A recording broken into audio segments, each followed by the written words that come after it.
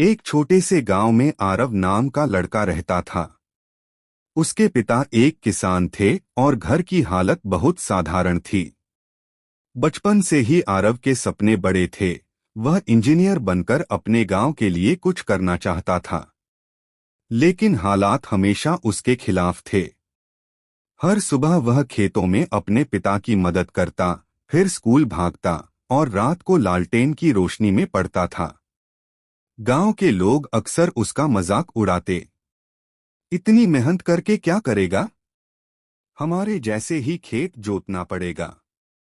पर आरव मुस्कुराकर बस एक ही बात कहता, मेहनत करने वाला कभी हारता नहीं। समय बीतता गया। 12वीं के बाद उसने इंजीनियरिंग की प्रवेश परीक्षा की तैयारी शुरू की। उसके पास न किताबें थीं, न कोचिंग का पैसा।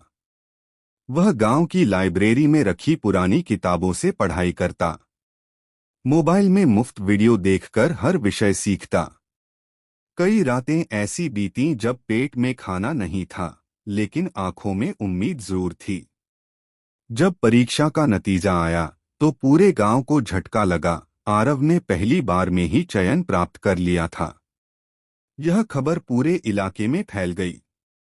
जिन लोगों ने कभी उस पर हंसी उड़ाई थी, वही अब तालियां बजा रहे थे। लेकिन कहानी यहीं खत्म नहीं होती। कॉलेज में पहुंचते ही आरव को नई चुनौतियां मिलीं। अंग्रेजी कमजोर थी, पैसे कम थे और कई बार आत्मविश्वास भी डगमगा जाता। फिर भी उसने हार नहीं मानी। वह दिन रात मेहनत करता, नोट्स बनाता और धीरे धीरे टॉपर बनने लगा।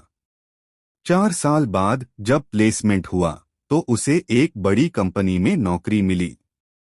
उस दिन आरव ने अपने पिता को फोन किया और कहा, पापा, अब हमारी जिंदगी बदलने वाली है। उसके पिता की आंखों से आंसू बह निकले।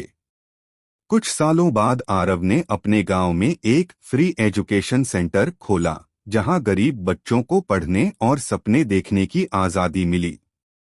उसने अपने संघर्ष की कहानी सबके सामने रखी और कहा, मुश्किलें हमें रोकने नहीं, तराशने आती हैं।